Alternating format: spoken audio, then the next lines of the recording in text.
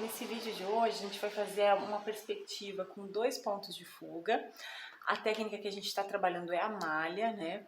Se você clicou nesse vídeo, o ideal seria ir ali no canal e dar uma olhadinha, porque é um curso e ele tem uma sequência, né? Então tem as primeiras aulas que explicam o que é a perspectiva cônica com ponto de fuga, o que é a perspectiva cônica com 2 pontos de fuga, como usar o método da malha, o que é o método da malha. E aí a gente fez alguns exercícios com um ponto de fuga e a ideia agora é fazer um exercício com 2 pontos de fuga. É a mesma técnica, é o mesmo método, então seria muito bom, seria muito importante para vocês entenderem bem, assistir pelo menos as primeiras aulas teóricas de perspectiva cônica e pelo menos fazer 1 ou 2 exercícios com ponto antes de fazer o de 2 pontos, tá? Porque eu vou partir daquele conhecimento e vou dar a continuidade, então eu não vou começar tudo do zero, eu vou só continuar aí as explicações, né? E principalmente eu vou destacar o que muda na perspectiva de 2 pontos para a perspectiva de 1 ponto. Pessoal, hoje eu escolhi um exercício que eu vou deixar aqui embaixo da videoaula aqui para vocês baixarem, imprimirem. E eu fiz um esboço de uma casinha.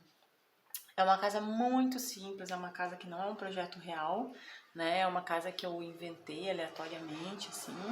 Mas eu quis trabalhar um projetinho, alguma coisa que tivesse planos inclinados, que eu acho que os planos inclinados costumam assustar um pouquinho as pessoas na perspectiva. E vocês vão ver que no método da malha é muito fácil trabalhar com planos inclinados, é realmente muito, muito fácil.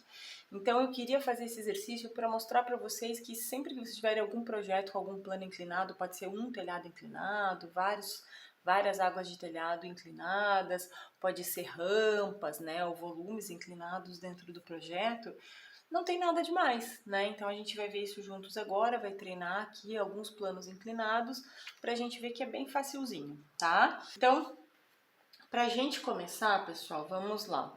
Eu vou começar fazendo a malha aqui em perspectiva.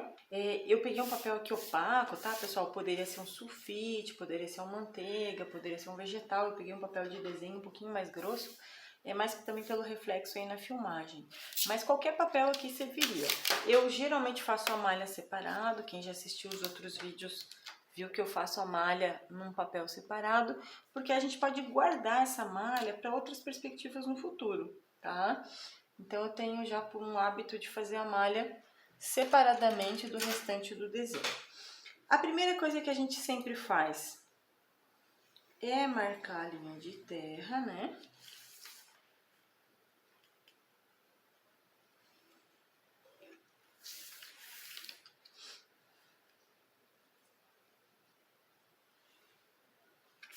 Marquei a linha de terra.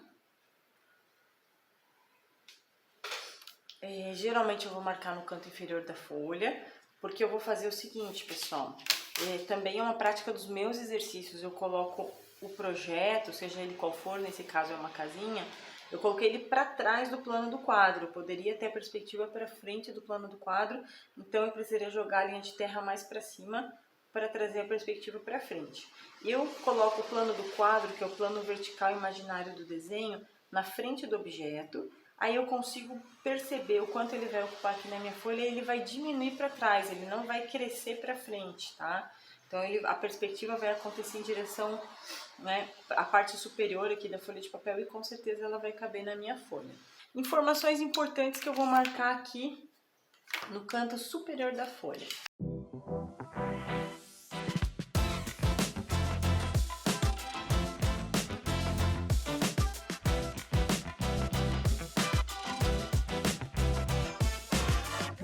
Então, 10 metros de altura na escala 1 para 50. Vai estar aqui vai estar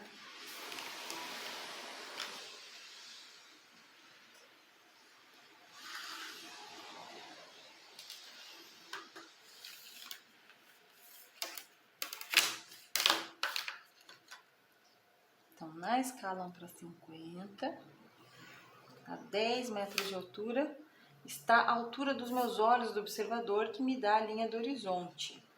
O nível do olhar do observador sempre me dá a linha do horizonte, né? Então, 10 metros de altura. Lembrando que qualquer escala, o número 1 é 1 metro. 1, 2, 3, 4, 5, 6, 7, 8, 9, 10 metros de altura. Aí, pessoal, vem uma das primeiras diferenças que a gente tem em relação à perspectiva com um ponto de fuga na malha. Quando eu jogo a malha na perspectiva de um ponto de fuga, né, o que acontece? O objeto não está inclinado em relação ao quadro, né? Se fosse uma perspectiva com ponto, a malha encostaria aqui no plano do quadro e a malha no quadro também mediria 1 metro. Como na perspectiva de 2 pontos de fuga, o objeto está inclinado em relação ao quadro, ao campo de visão do observador, o que acontece? O que está encostando aqui no plano do quadro, que vai na linha de terra, vai ser o que? A diagonal da minha malha, e não a malha em si. Os quadradinhos da minha malha medem 1 metro, né? Eu já vi isso aqui na escala 1/100. Mas a diagonal da minha malha, pessoal, mede 1,40. Então, se a malha aqui é de 1 por 1, esta diagonal é de 1,40. É isso que eu vou marcar na escala 1/50 aqui na linha de terra. A diagonal da minha malha, tá?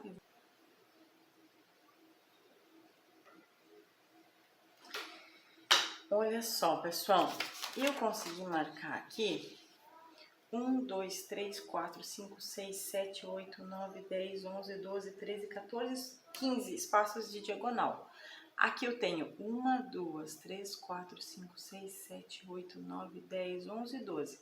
Tá tranquilo, né? Só que na verdade, pessoal, se vocês forem ver, essa malha aqui, ela poderia chegar mais. Eu teria mais 1, 2, 3, 4...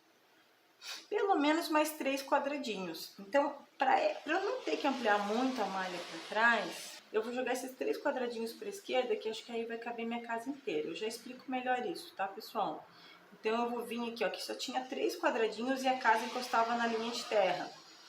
Eu vou colocar 3, 4, 5, 6, que é a profundidade daqui é 6. E aqui eu vou colocar o meu observador, vai ser a posição do meu observador. Nesse exercício, o observador tá aqui, ó. Ele tá alinhado com essa quina da casa, tá? Isso não tinha sido dito antes. A gente define na perspectiva aonde a gente quer que o observador fique, né? Eu tô dizendo, né? Eu tô optando nesse exercício por alinhar o observador com essa quina da casa. Muito bem, aonde o observador está, se fosse uma perspectiva com um ponto de fuga, nós teríamos aqui, pessoal, o ponto de fuga principal. Lembra? Né? Então, na perspectiva com ponto de fuga, a gente subia a posição do observador e encontrava o ponto de fuga principal. Agora, pessoal, a gente não tem um ponto de fuga principal, a gente tem 2. E agora, o que vai mudar, a grande mudança agora, pessoal, é que esse ponto de fuga passa a ser o ponto de fuga das diagonais da minha malha. Porque, veja, o observador vai estar alinhado com a diagonal da malha, não com os pontos de fuga principal, né? A visão do observador vai fazer o afastamento dele, vai levar o nível do olhar dele de uma forma que os pontos de fuga vão vir acompanhando paralelos à casa, batendo aqui no plano do quadro, afastados da posição do observador, e como a casa está a 45 graus, vai ser equidistante, né? Essa mesma distância de afastamento, que é 13 metros, vai gerar os meus pontos de fuga lá no quadro. Então, 13 metros para a direita e 13 metros para a esquerda. Ó, aqui eu tenho 13 metros. E aqui eu vou ter que emendar um pedaço de papel, tá, pessoal? Isso é bem tranquilo, não tem problema nenhum. Pessoal, isso não é um problema, isso não é um erro de desenho, é normal se o ponto de fuga ficar fora da folha, tá? Não tem problema nenhum. A gente vai usar ele aqui no cominho, a gente vai usar até o final, na verdade. Mas ele fica ali emendadinho, não tem problema nenhum, tá? Então, aqui a 13 metros a gente marcou, mais 13 para esse lado.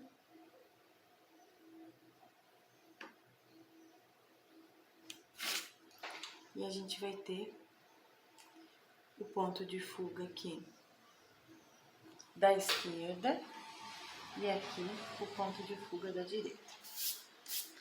O que a gente vai fazer, pessoal? A gente vai pegar esses pontos que estão lá na linha de terra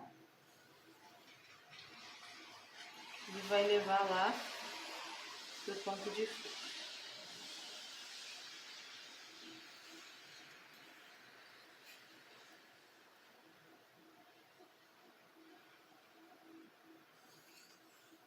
Agora, pessoal, eu vou jogar uma folha de papel manteiga por cima, tá? Que vai ficar...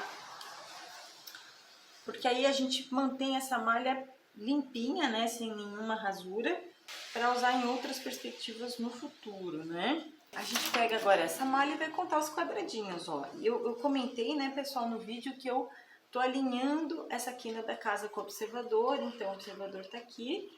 Eu vou contar os quadradinhos a partir daqui. Então, eu vou ter 3 quadradinhos pra cá, ó.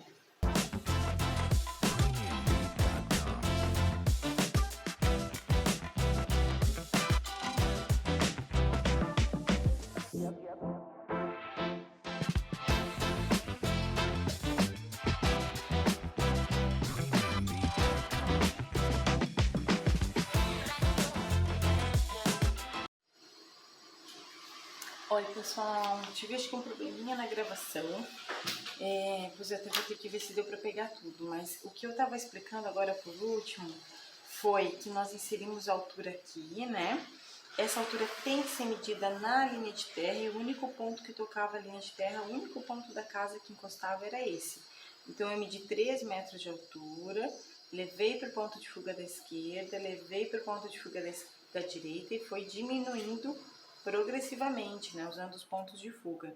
Eu só consegui medir em escala aqui. Aí eu distribuí para cá, subi com as verticais, distribuí, subi com as verticais, distribuí, subi com a vertical. Aqui também distribuí a altura, né, para finalizar aqui a base da casa. Agora a gente vai colocar a altura das cumeeiras, pessoal. Novamente, essa cumeira não encosta na linha de terra, então eu não posso pegar o escalímetro e medir a altura dela aqui. Eu vou ter que trazer a cumeira até a linha de terra, achar um ponto da cumeira na linha de terra. A linha de terra tá no quadro, então tá no plano do desenho, é onde eu consigo medir. Eu vou colocar uma linha auxiliar aqui. E essa cumeira, pessoal, ela mede aqui 3 metros mais 1,88. 4,88 de altura. Ela tá desenhada lá no chão, mas na verdade ela fica 4,88 de altura, quase 4,90, né? Meço aqui no meu escalímetro, levo para o ponto de fuga. Aonde eu encontrar essa cumeira aqui,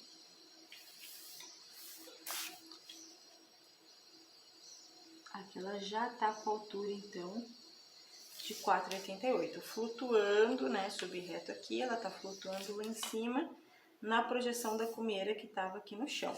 Agora, eu vou ligar essa cumeira aqui.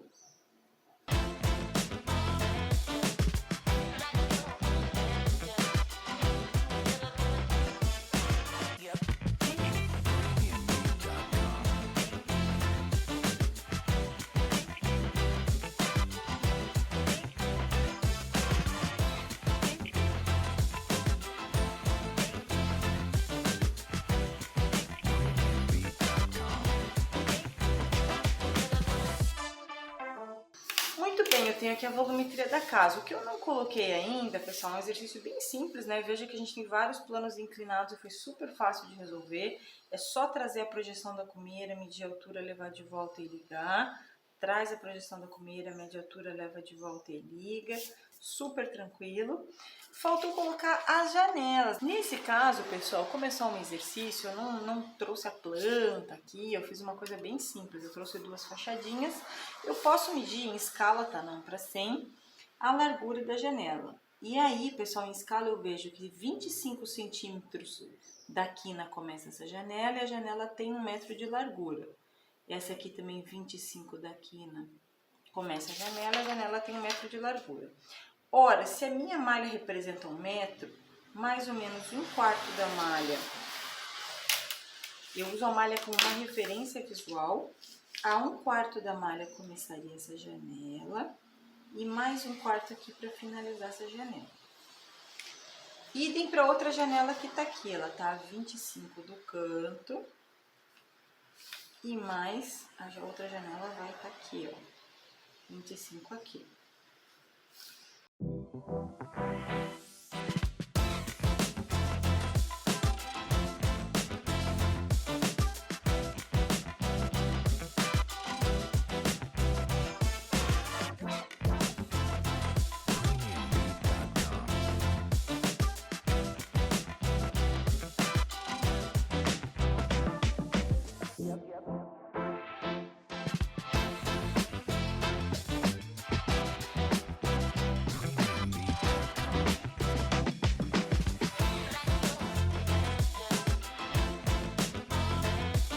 Agora só faltou colocar as alturas dessas esquadrias, né? Então essa primeira esquadria tem 1 metro, ó, essa aqui. Tem 1 metro de peitoril, mais 1 metro de altura. Eu só posso medir nesta quina aqui, na escala 1/50. Eu vou medir aqui, então, 1 metro de peitoril, mais 1 de altura. É um exercício fictício, né? Normalmente a janela alinharia ali a 2,10 de altura. Seria uma solução mais usual. Eu pego essa altura, levo até a projeção da janela. Aqui tá essa janelinha, então, de 1 de peitoril e 1 de altura.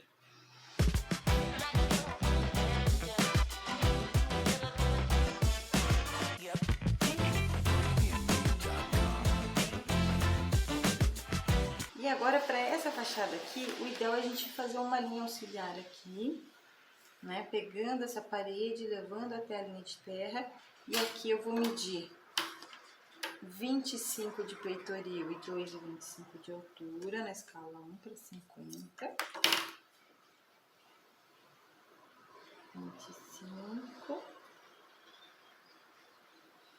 mais 2,25. Na escala 1/50.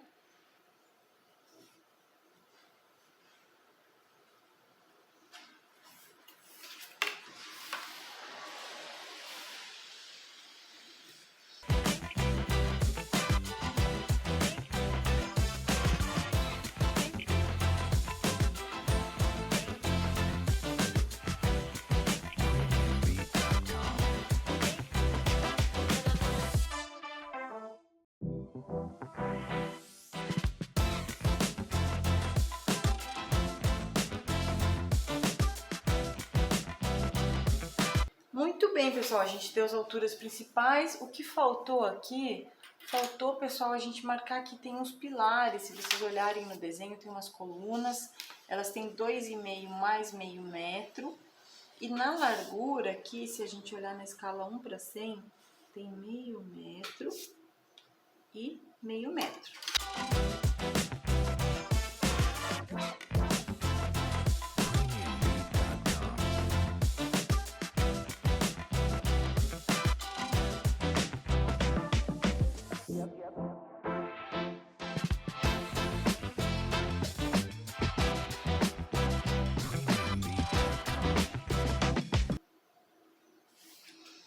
Muito bem, pessoal, a gente finalizou todas as principais alturas aqui do desenho.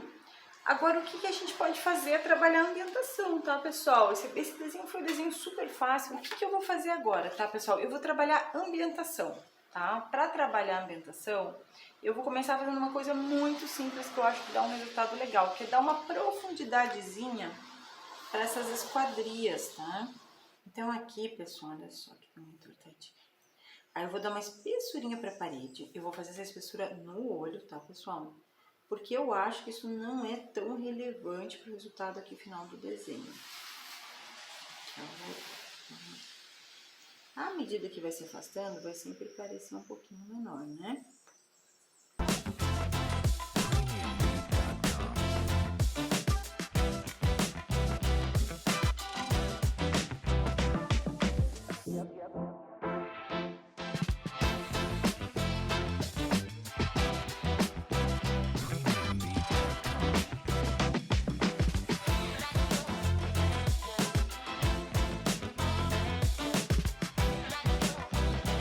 Eu não posicionei o desenho, não sobrou muito espaço para baixo. Então, eu vou trabalhar a casa e o entorno imediato.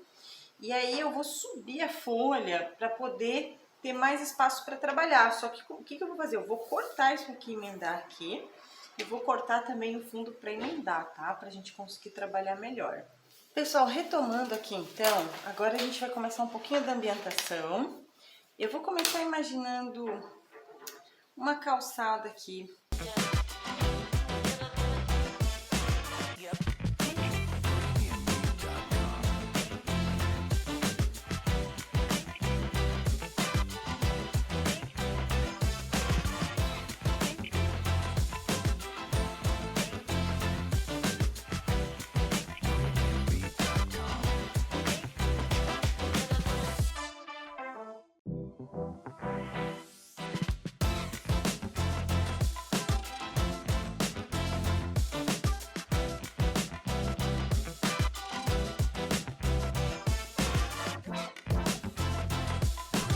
Pessoal, vou colocar uma pessoa aqui caminhando.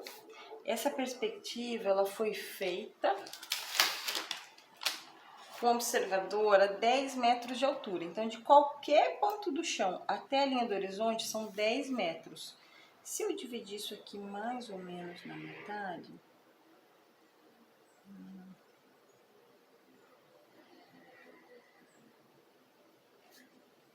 vai ser 5 metros, a metade vai ser 2,5, então aqui a gente tem 1,25,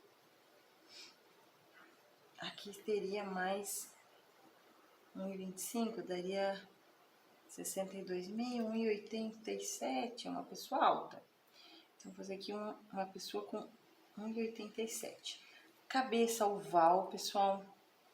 Os ombros vão inclinar e arredondar um pouquinho para baixo.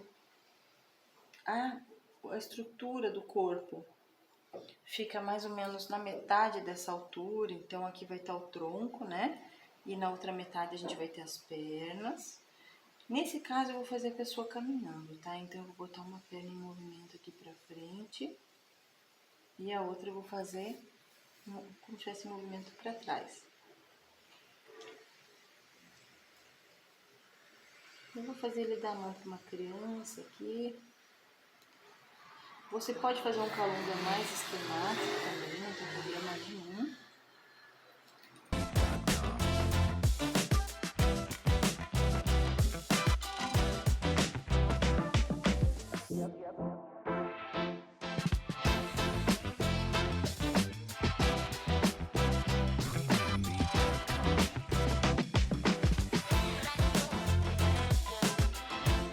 Telhado, pessoal, a gente poderia estender ele, na verdade, para os dois sentidos, né?